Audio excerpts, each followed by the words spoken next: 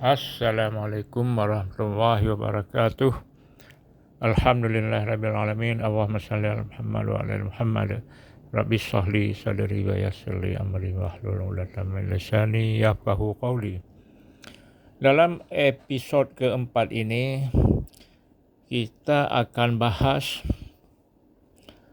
yang dimaksud dengan keberhasilan. Sukses atau keberhasilan dalam kehidupan ini adalah seperti orang melakukan perjalanan, orang bepergian jauh menuju suatu tujuan. Tetapi dalam perjalanannya mengalami berbagai hambatan seperti rusak kenderaan, kurang anggaran, jalan berlobang, razia polisi, dan atau kejadian yang tidak diinginkan, yang tidak dijangkau. Begitu kira-kira proses menuju keberhasilan. Bagaimana dikatakan orang berhasil? Tanda-tandanya atau kegiatannya apa? Minimal di awal mulai berhasil adalah lulus kuliah. Itu dimulai berhasil dengan segala kendala dan kekurangan. Kemudian dapat pekerjaan atau ada usaha apa saja walaupun kecil. Itu sudah masuk ke tahap keberhasilan. Setelah itu beli kenderaan, setelah usaha jalan, ada pekerjaan, ya perlu kenderaan, roda 2, terus roda 4, yang baru, yang second, yang model terbaru. Pokoknya yang lebih lah kalau sudah berhasil dalam proses menuju final keberhasilan yang lebih besar atau menurut kemampuan.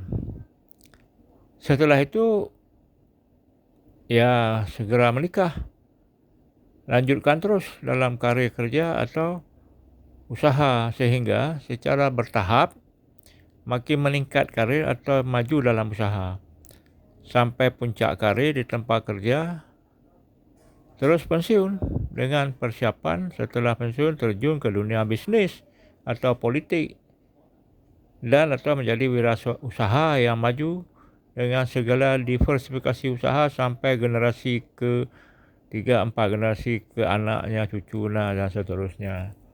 Jadi akhirnya orang memang walaupun kerja di perusahaan bonafit atau jadi kepala kantor, ujungnya kan pensiun. Tapi kalau bisnis tidak pensiun, tapi ya nggak ada masalah.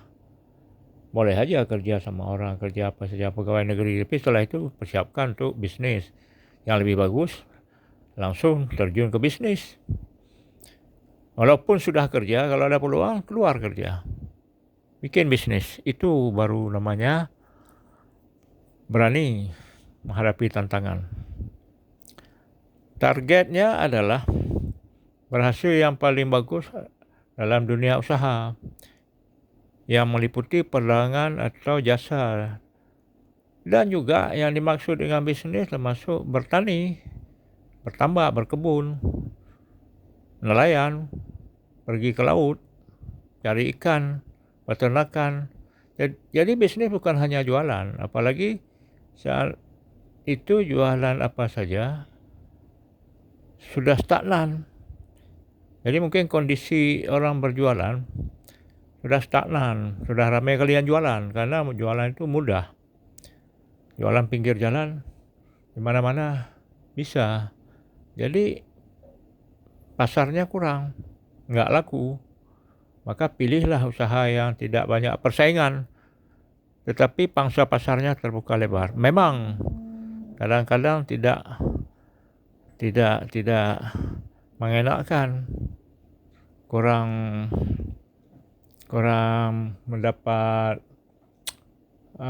pandangan yang lebih dari orang. Misalnya pergi bertani, berkebun, dianggap petani, berkebun, orang nggak sekolah. Padahal berkebun, bertani, pergi ke laut, bikin tambak itu orang-orang sekolah juga lebih bagus. Ya paling kurang jangan ambil bidang produksi, ambil bidang pemasaran atau bidang pengolahan. Begitu kecil-kecilan. Pengolahan ikan misalnya. Pengolahan palawija, hasil kebun, antar barang secara global, secara banyak ke tempat lain yang dibutuhkan. Jadi dagang itu sangat luas pengertiannya, bisnis itu sangat luas pengertiannya dan sangat jauh jangkauannya. Jangan diartikan secara sempit hanya jualan swalayan, sembako, rempah-rempah, pakaian, kelontong, barang bangunan di pasar kampung atau di pasar kota. Bukan hanya itu sudah terlalu banyak. Pilihlah bisnis yang lain yang jarang diminati. Pertama memang itu tidak enak karena pandangannya juga mungkin pandangan orang, apalagi anak-anak muda, pandangannya kurang berkenan. Tapi itu sebenarnya permulaan. Kalau berhasil lebih dari itu bisa kita dapat. Dagang itu harus diterjemahkan suatu profesi yang bukan pegawai negeri, yang bukan polisi atau bukan TNI. Dagang itu jangan direnungkan harus ada modal puluhan juta. Kalau ada lebih bagus. Namun bila memang hidup susah, tidak ada uang untuk makan, bagaimana mau cari modal untuk dagang? Itulah masalahnya, bahwa modal harus dicari memang wajib. Tetapi justru disitulah tantangan dimulai. Jangan sedih, jangan jengkel, jangan cari kambing hitam, jangan salahkan orang lain. Jangan karena miskin. Orang tua hidup melarat. Perlu dipahami, banyak orang sukses besar dan berhasil dimulai dari hidup susah sampai makan pun hanya sekali sehari, bahkan kadang-kadang hanya makan pisang, ubi bakar dengan air putih dan macam-macam. Banyak pengusaha sukses tanpa selesai S1. Di Indonesia dari 10 orang kaya, hanya 2 yang tamat sarjana. Kenapa kita harus takut? Apalagi kalau kita tamat sarjana. Jadi orang kaya tahun 80-an dulu itu tidak ada sarjana. Apalagi yang disebut dengan oligarki. Itu rata-rata cuma tamat SMA. Ada yang nggak tamat. Tapi dia sukses besar, kaya raya.